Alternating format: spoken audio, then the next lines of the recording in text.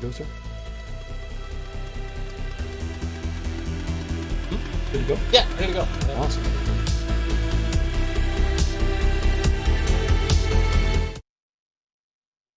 Hello, everyone, and welcome to our Gehenna Gaming interviews.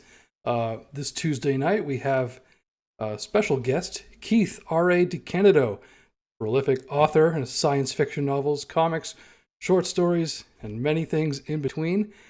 He's written for a magnitude of beloved universes such as Star Trek, Buffy, Spider-Man, X-Men, Firefly, Supernatural, Farscape, Doctor Who, Stargate SG-1, Alien, which is one of our favorites, and Sleepy Hollow. So many cool things that, like, man, I mean, my inner 8-year-old, if I was like given the look into the future and see the things you're going to be writing, I'd be doing backflips. So you're kind of living like if you told me when I was 8-year-old that I'd be doing this, I'd also have been doing backflips, and, yeah. and my 8-year-old me would have been thrilled. Yes.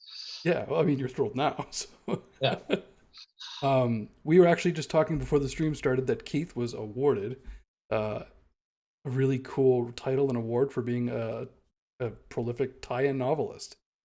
Yeah, the International Association of Media Tie-in Writers, which was formed in the early 2000s, it was originally founded actually by Max Allan Collins and Lee Goldberg, to basically because tie-in writers didn't have their own organization. You know, the science fiction and fantasy writers have one, romance writers have one, mystery writers have one, horror writers have one, and we felt we needed our own organization because we weren't well represented by any of those specifically, especially since tie-ins cover a lot of different genres. Right. And every year the IMTW gives out a Lifetime Achievement Award.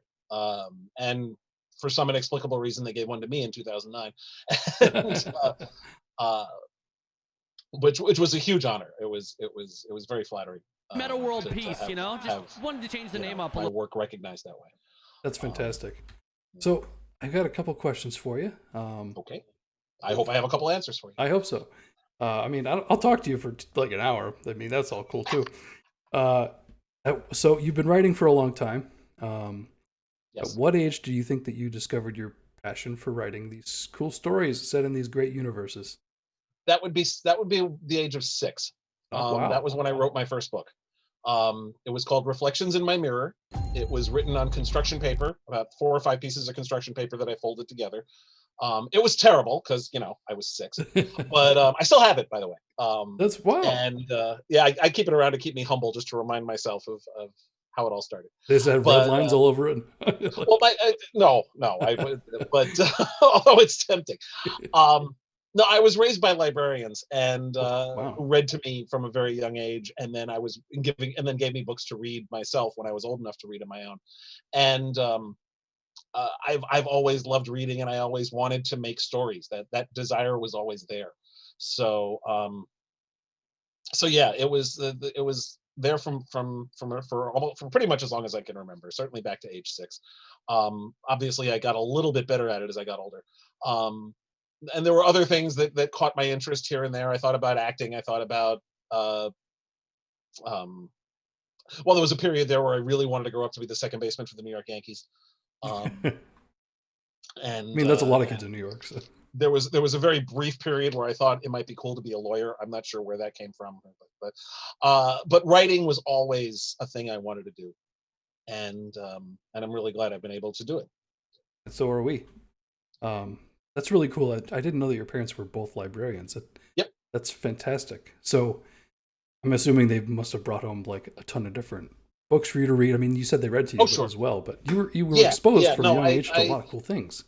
And they're not only librarians, they're also science fiction fans. So they watched Star Trek when it first aired in the late 60s, and watched it with me in reruns in the 70s when I was growing up. And the books they gave me to read were like, some of the first things that I read myself were The Hobbit and Ursula Le Guin's Earthsea trilogy. Wow. And Robert Heinlein's YA novels, and also P.G. Wodehouse's Jeeves stories. So, which pretty much is me in a nutshell right there. But so yeah, I got into this stuff very young. So pursuing a career in it was kind of inevitable to avoid, years of therapy. I mean, that or you're a librarian, right? Well, because you're surrounded by books either way. So as far as your writing career, what got you really started and all that. Did you find like a paper to write for, or things like Well, that? actually, in both high school and college, I wrote for the newspapers and Mhm. the Pilot, which for Cardinal Spellman High School in the Bronx. And then when I went to Fordham University, and I worked on the paper, which was the sort of alternative paper. Well, not was, it still is the alternative paper at Fordham. And I wrote for them. I wrote reviews for the art section. And then sophomore year, I was asked to become arts editor. And that was when I kind of discovered editing, which was very useful because that gave me something I could do for a living while I waited for my writing to career to kick off. Um, I worked my way up to executive editor at the paper. And the paper, by the way, was a Columbia School of Journalism award-winning paper. It was not Wow. like just some thing that we threw together. It was a really good paper and a really great place to Like, learn my craft. yeah, to, like cut your teeth. Yeah, yeah, and I got to learn literal cut and paste layout because this was the late '80s, so computers were not really a thing yet, at least not on our budget. And actually, my senior year, we finally got to do layout on a computer, but even then, well, we did the typesetting on a computer. We did the layout was still cut and paste, literally. Yeah, I was gonna say it probably took you so much time with Oh, the like early computers that it might as well just have been faster to do it yeah, manually, right? yeah. I'm sure Yeah. they all do it. It's much more streamlined now, but it was great skills to learn. And so then I got a job. I worked for Library Journal magazine out of college as an assistant an editor, and then I worked for the late Byron Price, who was a book packager, Mhm. and I was an editor for him for 5-6 years, working on a variety of projects. I went freelance in 1998. I still did some work for Byron for a little while, for about another year, and then I struck out completely on my own. That's awesome. Basically, by then I had sold a couple of novels, um, a bunch of short stories, and I felt confident enough in that. And also, I was married to somebody at the time who was making a six-figure salary, which certainly helped. And with her support and understanding, I embarked on a freelance career, which worked out for the best. I actually made more money the first 10 years as a freelancer than I did the prior 10 years as an editor. Wow, So, that's impressive. so it worked out okay. Well, I'm glad it did. Did you have any like role models in writing? I mean, obviously you mentioned The Hobbit earlier and the Earthsea trilogy. People that you read, were there any that like really inspired you to try to follow that dream? um, Ursula Le Guin definitely was one of them. Not just from her fiction, but her nonfiction as well. She wrote some amazing essays. Harlan Ellison was an influence, more for his nonfiction than his fiction. Yeah, he's fantastic. Um, uh, there were a lot of other writers I really enjoyed growing up. Alfred Bester. Um, a lot of people. Another format. A lot of writers I particularly admired were a lot of the people writing comic books in the 1980s that I was reading. Chris Claremont, J.M. DeMatteis, Oh yeah. Roger Stern, Bill Mantlo. Um, I'm forgetting some people, but Tom DeFalco, Ann Nocenti, Louise Simonson, um, a whole bunch of comics writers I who actually love J.M. DeMatteis' comic work. me too. Some of Yeah, the stuff he did on Spectre, where after Hal Jordan yeah, died, uh, yeah, became that new incarnation, was absolutely fantastic. It was really high level concepts, science fiction, metaphysical, yes, kind of like Sandman, really. yeah, yeah. Yeah. DeMatteis's work was always among my favorites. I actually picked up the new edition of Moonshadow that they put out. Oh no Uh, way. is the big hardcover that I think Dark Horse put out, um, of sort of the definitive collection, which has both the whole miniseries as well as the Farewell Moonshadow follow-up he did for Vertigo, and a bunch of other material as well. And that still holds up as one of my favorite comic books ever. Um, I'll have to check that so out. yeah, a lot of those were a lot of the formative influences on my youth. Well, that's awesome. I mean, those are all. Have you ever had a chance to meet Harlan Ellison before he passed? I Oh know yeah, he. no, I actually got to work with Harlan when I was working for Byron. Wow. Um, uh, he and I were friends for a while there. We lost track of each other later on, and unfortunately, I didn't get to see him much before he died. But in the '90s, when I was working for Byron Price, we worked on a couple things together. In fact, I have the odd distinction of editing a short story collaboration between Harlan and Robert Silverberg at a time when they weren't speaking to each other. Oh God. I mean, those two were absolutely best friends most of their lives, but after they had accepted the assignment to do this story, they had an argument about something. I don't Of remember course. what. I doubt either of them remembered what. Well, it's after Harlan, 5 and minutes. he's very particular. Yeah, and Bob doesn't exactly back down from a fight either. So and I still had to basically pry this collaboration out of the pair of them. I still number that as one of my most impressive editorial accomplishments in my career. But no, no. So I've gotten to work with a lot of people. When I was working for Byron, I edited a series of novels and short story anthologies based on Marvel superheroes. Oh, neat. So we did Spider-Man novels, X-Men novels, Avengers novels, and so on. So I got to work with Stan Lee on those because he wrote the introductions for the anthologies we did. No way. And I also helped. There was a novel that Stan wrote with Stan Timmons that came out in 2001 called The Alien Factor, which I actually did most of the plotting on, working with Stan. It's got to be a career highlight for you. Oh yeah. My favorite Stan Lee story, which I have been telling for years, and I told it a lot right after he died in 2018. San Diego Comic-Con in 95, 96, something like that. Byron took Stan and his wife Joan out to dinner, and it was the whole staff. So it was me and the other 2 editors who were there. And Byron and Stan and Joan, and also Byron's wife and 9-year-old daughter, Kara. At the time, she was 9 years old. She's obviously older now. So how is Stan spending this business dinner? Is he talking business with Byron? No, he is spending the dinner with Kara, playing with the action figures that she bought on the floor that day.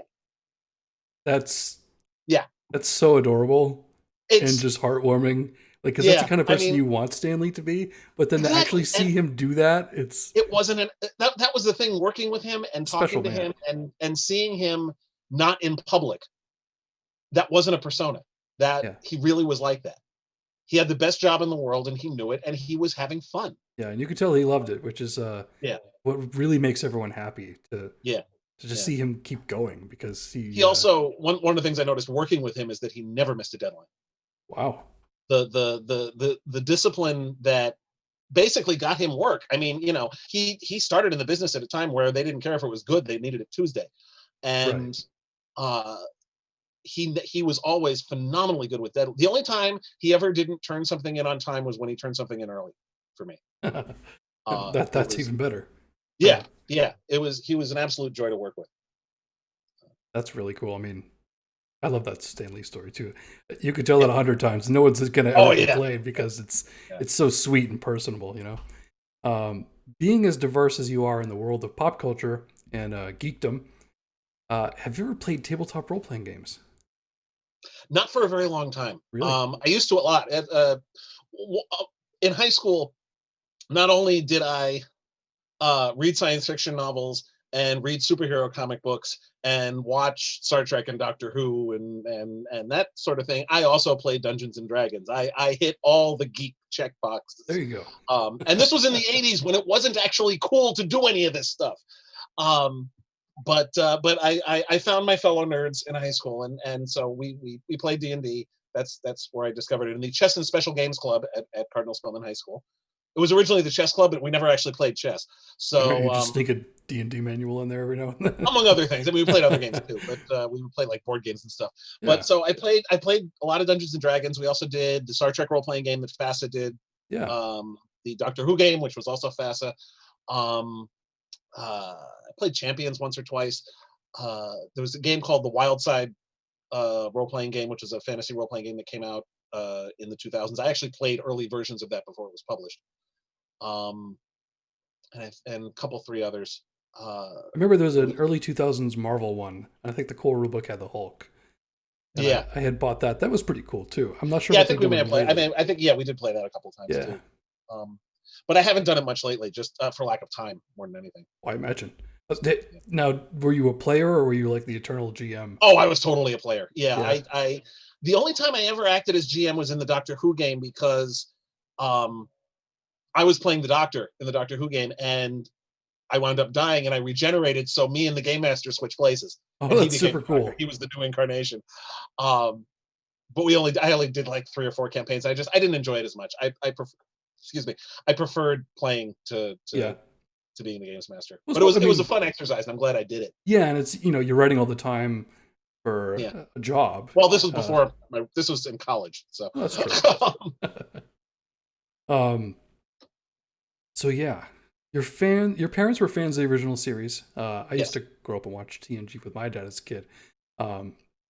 What kind of experiences you have being tied into the sci-fi community? I think you've been to Star Trek Las Vegas and some cons and things too, right? I've never actually been to the Vegas con. Really? I mean, either. I've wanted to go for a long time. Partly because the people who run Creation aren't necessarily my favorite people in the world. I've heard they can be I've worked with them in the past and had a particularly unpleasant experience with them back in 2001 when I was working on Farscape stuff. So I haven't really felt enthused about the idea of going back. I was actually thinking about going to Vegas this year, except of course, But having said that, I'm a regular at the Shore Leave convention in Baltimore. I've been wanting to go for that for a while now, and now my kids are old enough. I think I can finally go out and do it. You could have brought them there sooner. The number of kids who grew up going to Shore Leave is legion. Wow. Shore Leave is a very kid-friendly convention, and there's lots of other kids there, and there's lots of people who have been going since they were kids. But I do that, and I do in a year that doesn't have a pandemic in it. I usually do upwards of 20 conventions a year. Both ranging from big media conventions, your Dragon Cons, your Galaxy Cons, your New York Comic Cons, down to like big fan run conventions like Shore Leave and Farpoint and Treklanta and stuff like that. And then I also do like small literary conventions like BalticCon and PhilCon and Heliosphere, and so I run the gamut. I've heard nothing but good things about Shore Leave and the far one, Farpoint. Okay, yeah. I was thinking Encounter of Farpoint's what they named it after. Yeah, those are cool. I mean, geez, I'm just going on a list of questions because we're talking so like candidly, and we're kind of like hitting ones that I've like lined up to ask. So I'm like, whoop, scratch that, scratch this. Star Trek's been one of the series I think you've written for probably the most, aside from your own stuff, which you do have a lot of your own personal IPs that you've created and series. What has Star Trek meant to you growing up and even now in your professional career? I mean, it's obviously got a good place in your heart. You're very passionate about it. I don't ever remember a time when I wasn't watching Star Trek. I grew up with I grew up in New York City, in the 1970s, and at the time, one of the local stations, Channel 11, which these days is the CW affiliate, but at the time it was an independent station, showed Star Trek every weeknight at 6 o'clock.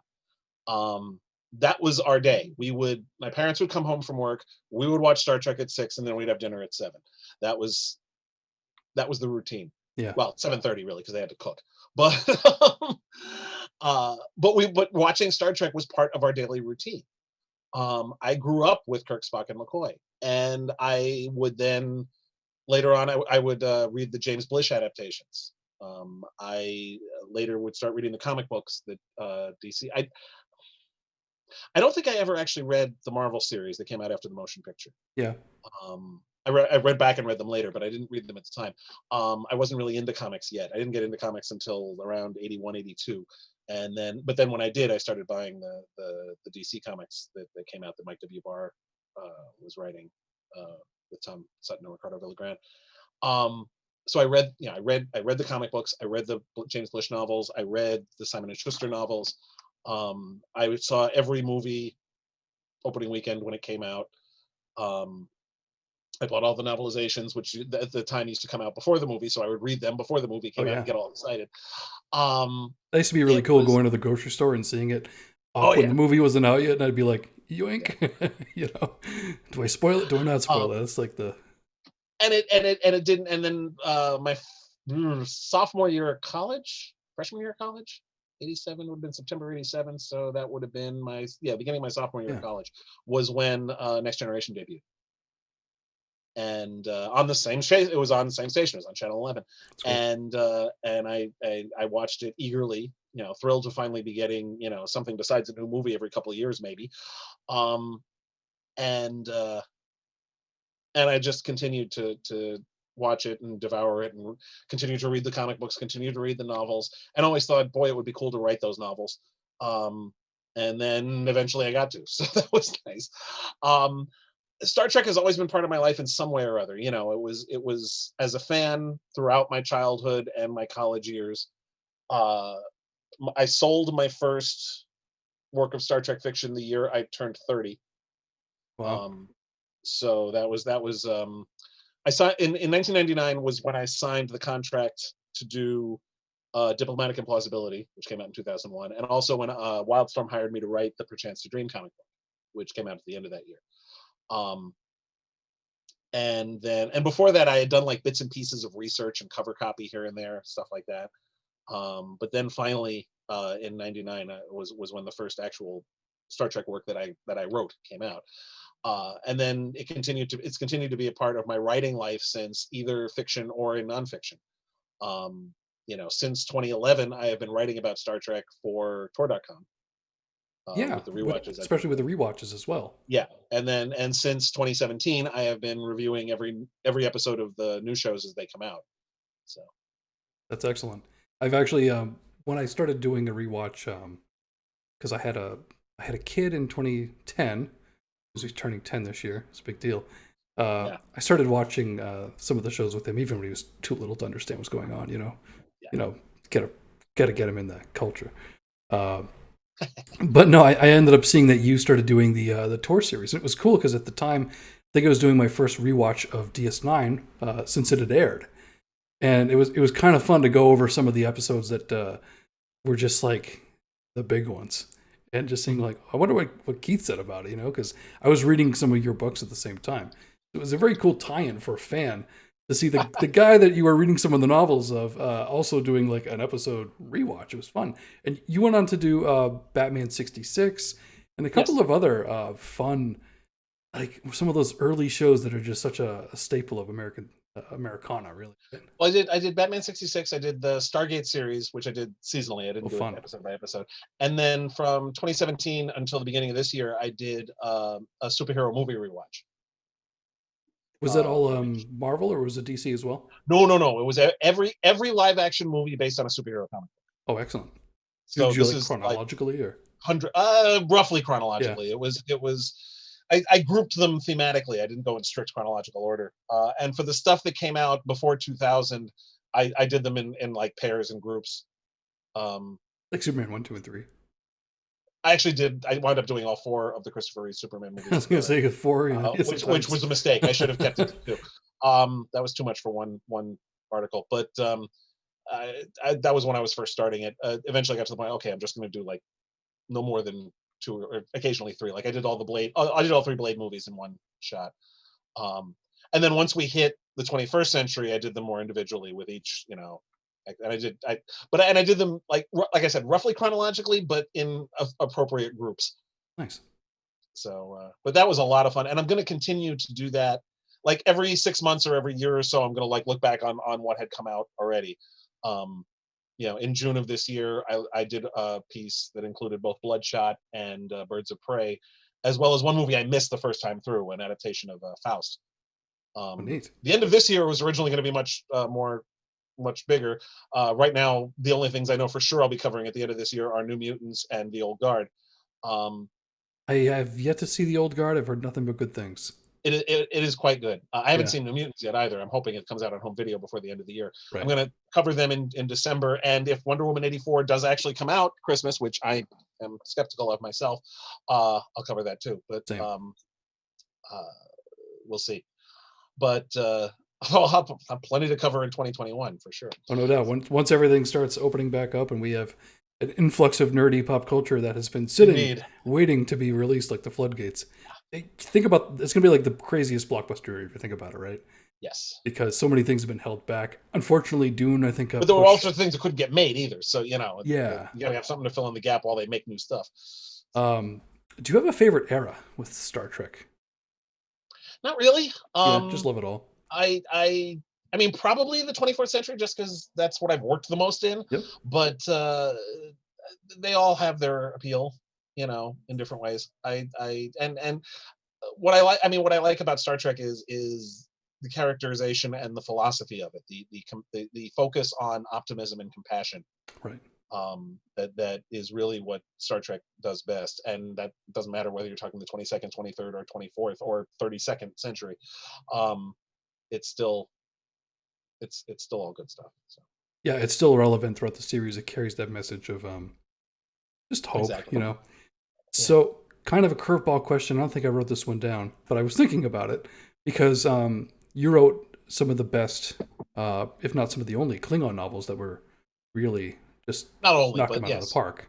The IK's Gorkon series, which I believe there was 4 books of, at least. There were 2 novels that had the Gorkon in it: Diplomatic Implausibility Right. and The Brave and the Bold Book 2.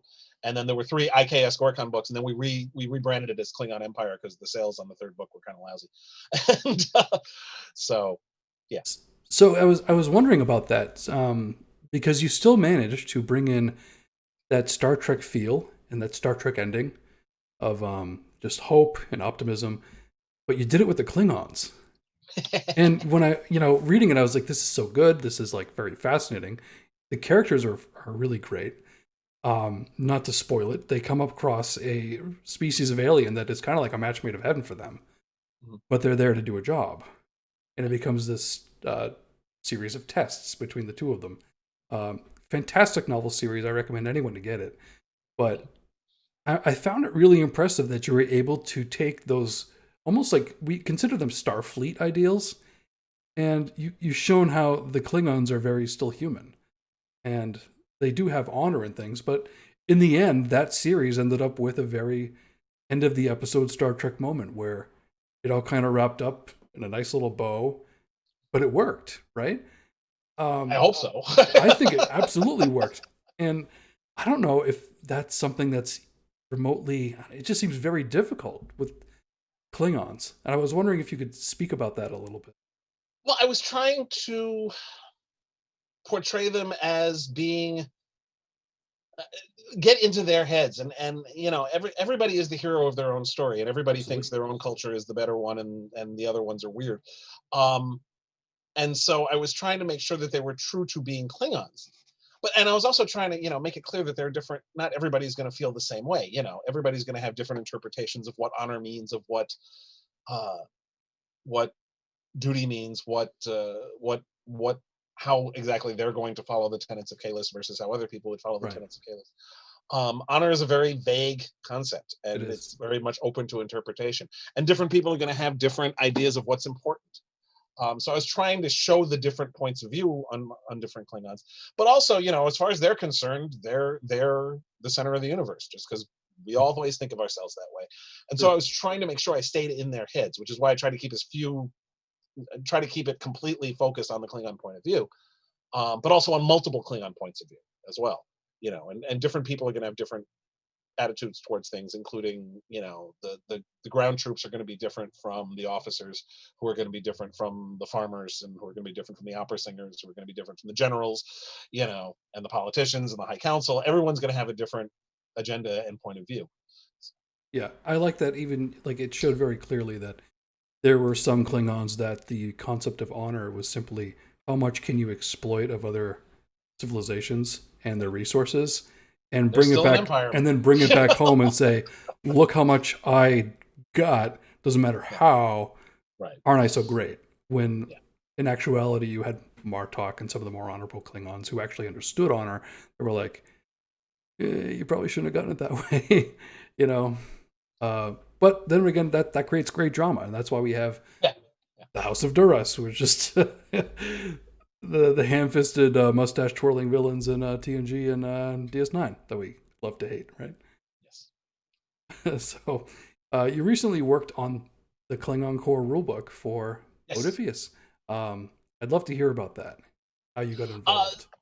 Basically, I wrote a lot of the bits of history, the history of the Empire, and the Empire's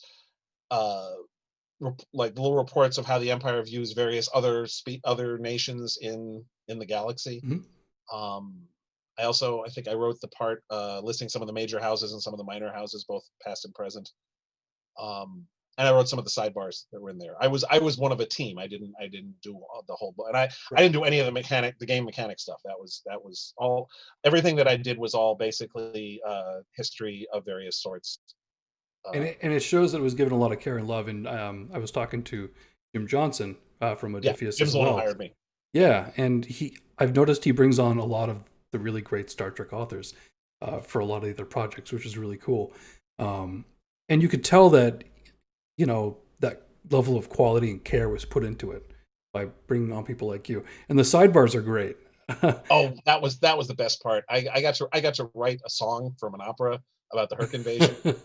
I mean, they're a lot of fun because you're right. The history can be a little dry, but it's also kind of fun because they have a really wild history. But the sidebars, I feel like you really got the character of. My favorite was one bit I did, which actually worked in a reference to one of the other universes I've worked in. In the Enterprise episode, they wanted me to do something about the Broken Bow incident, which was from the first episode of Enterprise. Yeah. When the Klingon crashed on Earth. And that was a great episode. I had totally forgotten that Jim Beaver played one of the admirals. The one who referred to them as Klingots, and then one of the Vulcans snottily corrected him to Klingon.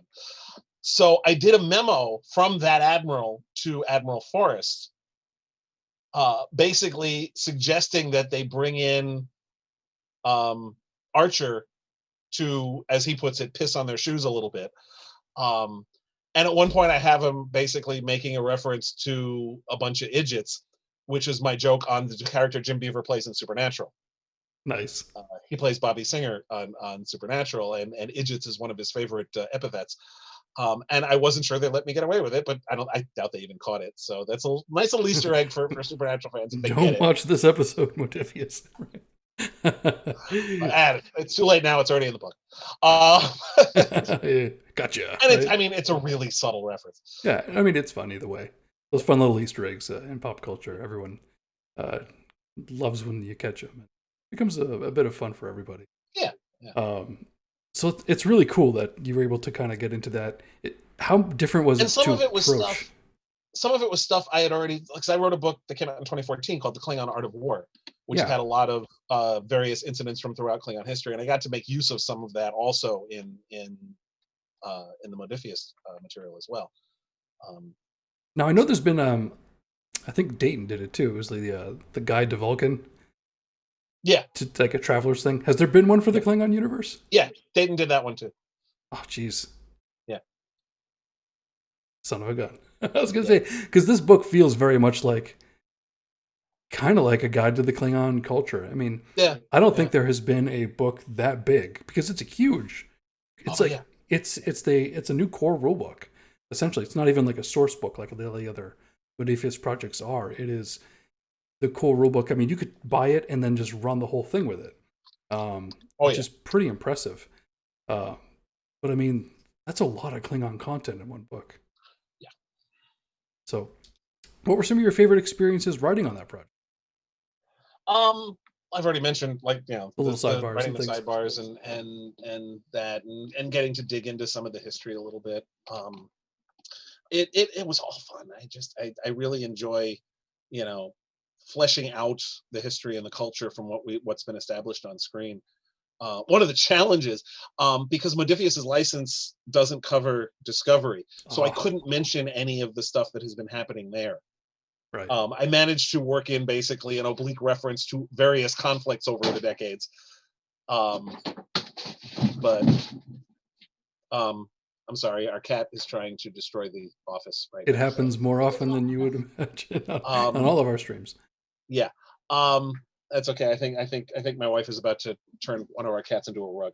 But anyway, but yeah, that was a bit of a challenge because I had to, make oblique references to what happened in Discovery. But just tying it all together, because it does all work. One of the things that impresses me about Star Trek in general is that it's been going on for 54 years now, and it's amazing how well most of it hangs together. Right. Given that, the people who made it none of the people who made it in the 60s are still alive anymore, really. And and just so many different hands have been involved over the decades, and it still hangs together remarkably well. It does. I think Not even perfectly, obviously, but as well as can be expected, given that we're talking about 5.5 decades. right. I even liked. I mean, in this book, they even address the differences between TOS Klingons and TNG with the virus, especially the one that they showed in Enterprise. So it kind of covers all the bases, which was really neat. Now, you said you played the Star Trek role-playing game back in, whether it was at college or high school. Any chance you're going to be sharpening your mechalith and taking to the skies for glory and honor anytime soon? Oh, probably not. Probably Again, not. no time. Just the time. I am working. I'm actually writing an adventure for a Klingon-focused adventure. Fantastic. Odysseus. At least I hope. I've turned in the first draft of it. Assuming it's not terrible. It's called Incident at Krav 3, and hopefully that will come out sometime in 2021. I am psyched to play it because I am planning on doing maybe a one shot or maybe a 3-part series for what we do here, running crazy games. We tend to have a more horror focus on everything we do. Even if the game is not horror, we make it horror. But you say horror and then you end up laughing a ton, and it confuses the other. The plot of this one is a Klingon manufacturing facility that has gone quiet. It actually it takes place in, and you can adjust it if you need to, but it nominally takes place in the very early 24th century, so not that long after Praxis was destroyed, and very early in the days of the Klingon Federation Alliance. And the reason for that is that this is a facility which was minor until Praxis exploded, and now it's become more important. And there's a team of Federation scientists who are upgrading it, and it's gone quiet. So the player's task is to go and find out what happened. That's cool. I'm looking forward to that one, and yeah. And again, this is still I've turned in the first draft. I am not that experienced. I've written one other role-playing game, which was the Firefly role-playing game back in 2014. No way. I did an adventure called Merciless, which was in one of the supplements for the Firefly RPG. Is it like a one shot or is it like a short campaign? No, it's a campaign. Yeah. One of several that was in. They put out a supplement called Things Don't Go Smooth, that had a bunch of different campaigns in it, and Merciless is one of them. Now, writing the fiction parts for the Klingon core book, did you end up getting involved in any of the NPC characters that they have kind of in the back of the book? I mean, sometimes you'll see the big ones like Martok and things. No, other people did that. Okay, cool. So let's see. We talked a little bit about your Star Trek novels with the IKS Gorkon. So we answered some of those. The alien species in that book that were, like I said, kind of like an interesting reflection, like a match made of heaven with them. You kind of showed like both sides of that conflict really well. What I wanted to do with the Santara was because the Klingons aren't really a warrior culture, because in practical terms you can't have a warrior culture because you still need somebody to like build the buildings and make the roads and grow the food and clean up the mess. So, but the way it's set up is that the warriors are at the highest level of Klingon society and the highest caste, as it were. So I wanted them to come across a species who, due to a quirk of the way their planet is set up, can actually be a pure warrior culture because the world provides everything they need. Right. So they don't have to deal with the compromises of having an empire. So it's just they get to actually be a pure warrior culture, and how the Klingons would react to that. Which may have been what the Klingons would have been if they didn't have the Hark invasion and all the other things kind of disrupt them. I like what you did with them, especially because, and this is a book I read 7 years ago, and I still remember that they didn't have a word for peace, right? Right. And the Klingons are like, well, what have you been doing this time? We come up with a treaty, and they're like, what are you talking about? What is peace? They're like, all we know is constant fighting because it's awesome. Yes. The Klingons are just like in love, right? Yeah. Let's see. You did write on Alien, which is one of our favorite movie series, and now it's also a tabletop game, which is very fun because everyone wants to play in that universe. What was it like running for such a beloved series? It was great, especially because the book I got to write was The isolation tie-in. Right? exactly. It was about 2/3 a novelization of the game Alien Isolation, and 1/3 Ripley family backstory. Oh, That no was that way. was a big part of the appeal. I didn't know Um, that. yeah, so it does follow the action of the game, which is about Amanda Ripley, who is Ellen Ripley's 20 at that point 25-year-old daughter, um, at a time between the first two Alien movies. So all anybody knows is that the Nostromo has disappeared and nobody knows what happened to it. And Amanda has spent a large chunk of her life up to this point trying to find out what the hell happened to her mom.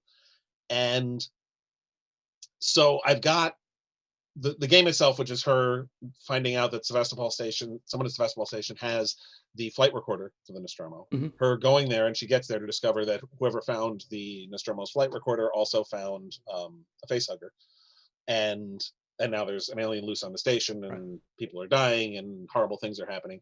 And if as the player of the game, you're basically Amanda trying to not die, and several people who found out that I wrote a novelization of the book said, "So is the book entirely Amanda hiding in a closet?" Because that's what I did when I played the game. Because Um, it's a scary game. it really is. But in addition to the main game story, I also provided flashbacks to Amanda's life, starting from when she was a little kid, all the way through to shortly before the game starts. And plus, there's a bunch of stuff about Ellen Ripley's background too, including a mission she went on before when she helped stop a mutiny before she was on Nostromo. That's really neat. That aspect I've read some of the novels for Alien, but I don't recall there being too much about it. Ripley, aside from the movies, maybe there were. There were a couple. There was one called Out of the Darkness, Out of the Yeah. Shadows, something like that, um, which actually had involved Ripley. Um, uh, I don't want to say too much because it would be spoilery, but Right. it was an interesting it was an opportunity to dig in, and I actually used some of the material from that in my book as well. So That's awesome. Your Precinct series, yes, something that you created. It's now yes. 5 books published, 2 more on the way.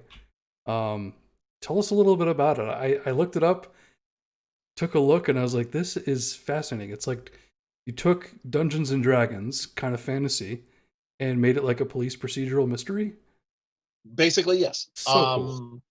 It Torian and the two main characters are Torian Van Wiveld and Danthras Tressilian, who are actually both characters that I played in fantasy role-playing games in high school and college. It's funny how Uh, often that happens. yeah, Torian was a ranger in a D&D campaign. Danthras was a half-elf warrior, and they're both characters who had very long lives as characters, and who I really liked them and really had fun with them, and I wanted to, and I lost track of how many novels with the two of them I started that never went anywhere, and then I hit on the idea of them being cops, because I'm a huge fan of police procedural. Yeah. I grew up, watching Hill Street Blues and Barney Miller. Among my favorite shows are The Shield and The Wire, uh, as well as the Hill Street Blues and Barney Miller. And I still watch the Law and Order shows all the time. I'm a sucker for a good cop story, and uh, and I've had fun taking police procedure and putting it in fantastical settings. I've done it in some of my tie-in fiction too. Both my Spider-Man novels, one of my supernatural novels, um, a couple of others as well. And plus I wrote a CSI New York book as well, which was working in that milieu. But I enjoy writing about cops, and with the Precinct series, I've basically taken your standard D&D type fantasy setting, except the main characters are the members of the Cliffs End Castle Guards. So the main characters aren't the people going on the heroic quest. The people going on the heroic quest are the victims. And in the first book, it's the a best party part. of adventurers are gathering in an inn, to go on an adventure like the beginning of every D&D campaign ever. And then one of them turns up dead. And so the main characters are Torrin and Danthras, who are assigned to solve this murder of Gan Brightblade, one of the great heroes of the world. So It's kind of like the Lower Decks of before Lower Decks was an actual Star Trek show. Like the term Lower Decks, where they're like the cleanup crew for the adventurers who Not exactly, no, because kind of I mean that's just one of the things. I used that for the first book just because that was an easy template. But I play with a whole bunch of different fantasy tropes. Each one has the main case in each book is different and uses different I elements. noticed that by the third one, which was Goblin Precinct. Yes, if I recall. Yeah, it was kind of like there was a drug or some kind of potion. Yeah, going around. Yeah, the way I worked it out is the city state is divided into different regions. Dragon Precinct being the middle class district. Okay. Unicorn Precinct was the second book. That's like rich people, and the difficulty of navigating that particular set of circumstances. Goblin Precinct is the slum, and that was a drug story where a wizard had created a particularly powerful drug. Excuse me. And then Griffin Precinct is the castle at the center of town, which is where the lord and lady function and where the castle guard is. And that involved actually the death of one of the people who run the city state. And then Mermaid Precinct is the docks. That's clever. And that involved the death of the pirate queen. And then what happened was my publisher fell into the swamp, and another publisher picked up the series, eSpec Books. At that point, I'd already published the first 4, plus a short story collection called Tales from Dragon Precinct. And eSpec was more than happy to pick up the series, but they wanted more than one book that was theirs. So at the beginning of Mermaid Precinct, I basically contrived a reason to create 2 more precincts. There was an influx of refugees from one of the other city-states because of a fire. So they basically built a new neighborhood to accommodate all these people. And that is now called Phoenix Precinct. Yeah, I like that. Yeah, I thought so. And then I also I'd established that there's a prison barge. Yeah, there's a prison barge, which was originally on its own. It was only minorly affiliated with the Castle Guard. But one of the things the new Lord did in Mermaid Precinct was fold it more formally into the Castle Guard. So the prison barge is now Manticore Precinct. That's and it's basically an excuse for me to do a prison break story. Nice. So there will be those 2 more novels. Then after that, I'm out of precincts. I'm not sure what I'm going to do after that, but I'll have had 7 novels by then. So well, you can go and explore the precincts you've already. There's always more short stories. Yeah, there's always more people in those precincts and more mysteries to be out, right? One of the characters I thought was really interesting, Cassie Zukov. Yes. Who is that's an urban fantasy character. She's a bit of a weirdness magnet. She finds out in one story that she's actually a Norse fate goddess, much to her surprise. Yeah, I actually had to look this up, and I was surprised I had not heard of this particular mythological creature. And I was like, how did I miss this? This is fantastic.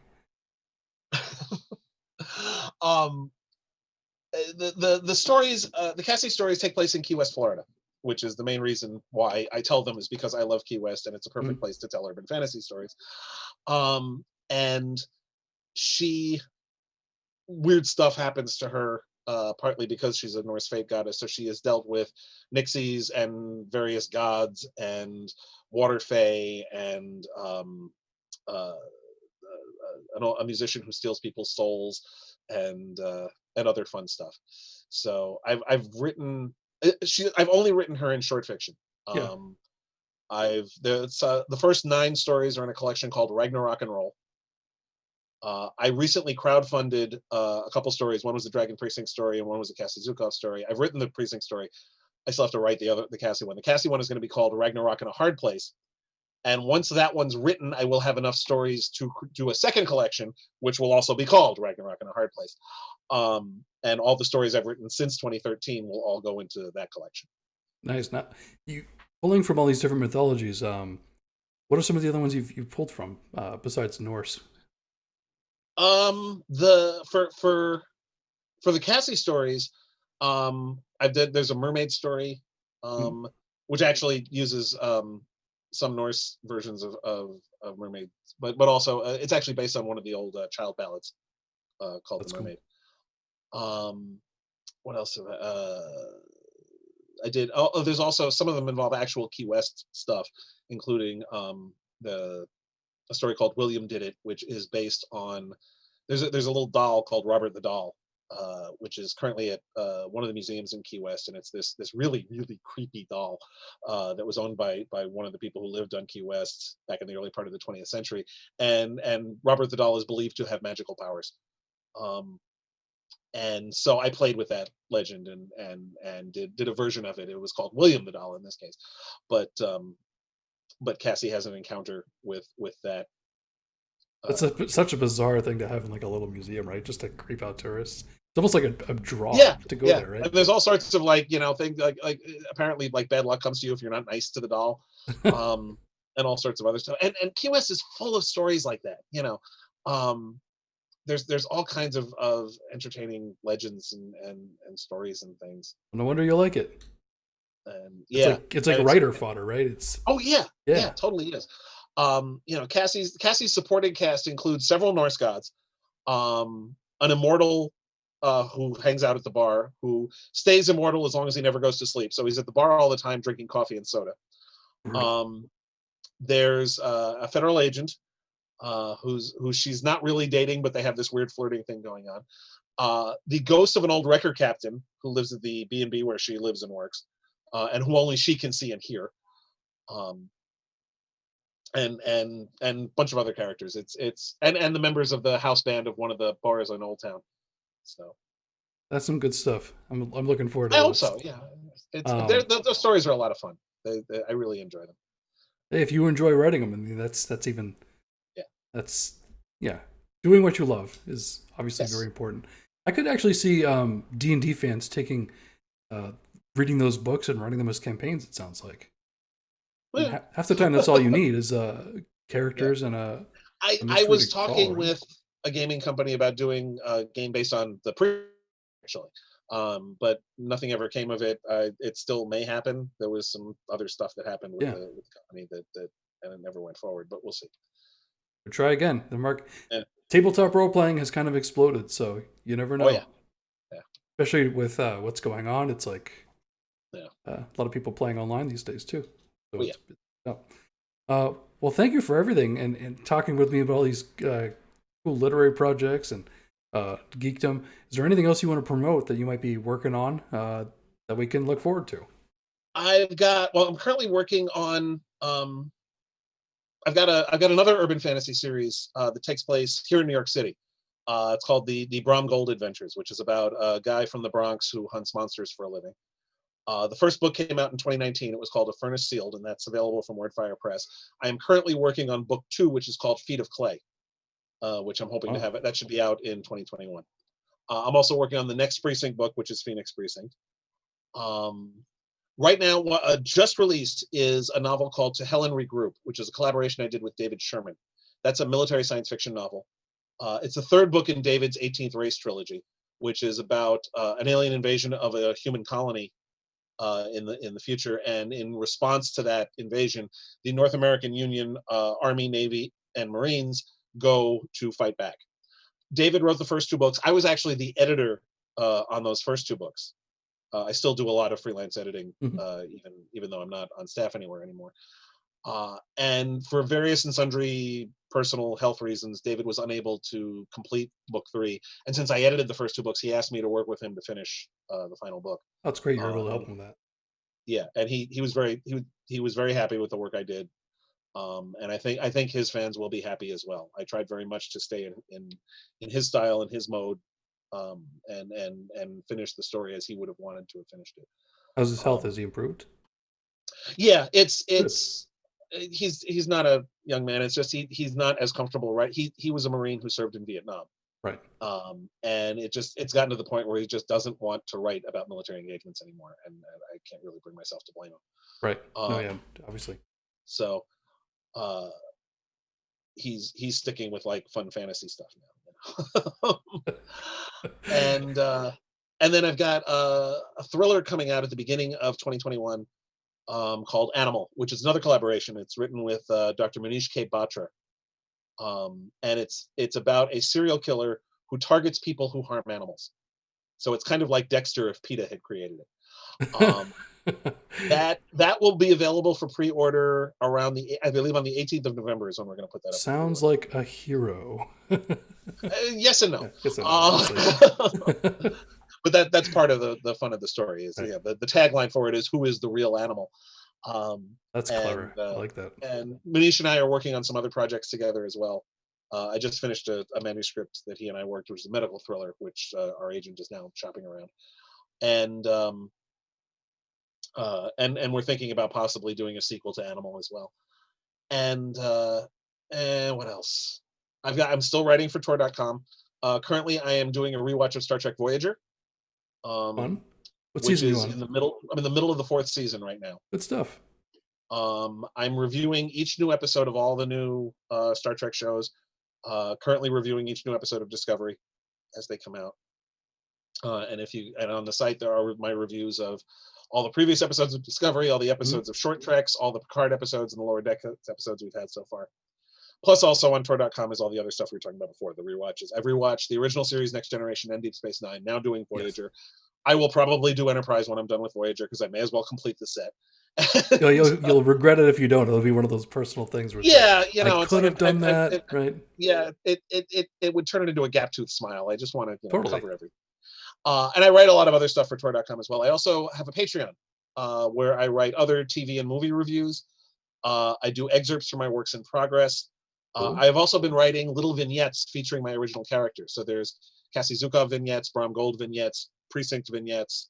And also I have another fantastical police procedural called Super City Cops, which is about cops in a city filled with superheroes. I've got one novel and a bunch of short stories and novellas in that universe, and I've done some vignettes with that as well. The Patreon is really cheap. It's at patreon.com/crad, and the highest tier is $20 a month, and that gets you everything. And for $10, you can get the vignettes and some other stuff. It's cheap at half the price, and you get really nifty TV reviews, movie reviews, excerpts, looks at my first drafts, the vignettes, and best of all, cute cat pictures. We have very photogenic cats. You must. Even being destructive as they were earlier in the interview. But so all that can be found on my Patreon. So you should definitely check that out. And I've got the Star Trek Adventures thing and some other stuff probably as well. There's an anthology coming out from eSpec Books called Horns and Halos, which I've got a short story in. I've got a few other short stories that came out this year, including one in Badass Moms. And my wife, Ren Sims, and I are going to be putting together an anthology that we're hoping to start the crowdfund for soon. We've had some delays, which are mostly pandemic related, unfortunately. But it's going to be called The Four Somethings of the Apocalypse. Fantastic. So we've got a good lineup of authors who are going to contribute to that. So I will post a link in the show notes for your Patreon. So people who watch this on demand can check it out. You can follow Mr. Keith R. I can't even talk. Keith R. DeCandido on Twitter, and got a pretty good website with all the things you've kind of got going on. And I update my blog regularly. I'm a regular presence on Facebook and occasional presence also on Twitter and on Instagram as well. So fantastic. Well, thank you for joining me today, Keith. My pleasure. I'm very excited to see some of your future works. Seeing if maybe you've got some more stuff going on with Star Trek Adventures, and especially that Klingon campaign you're going to be writing. So we'll stay tuned for that. Thank you so much for joining me. Tune in, everybody. This week, we've got some more stuff coming your way. But I guess that's us for tonight. Thanks again, Keith. Thanks a lot, Rick. All right, I'll see you later. Cool. Good.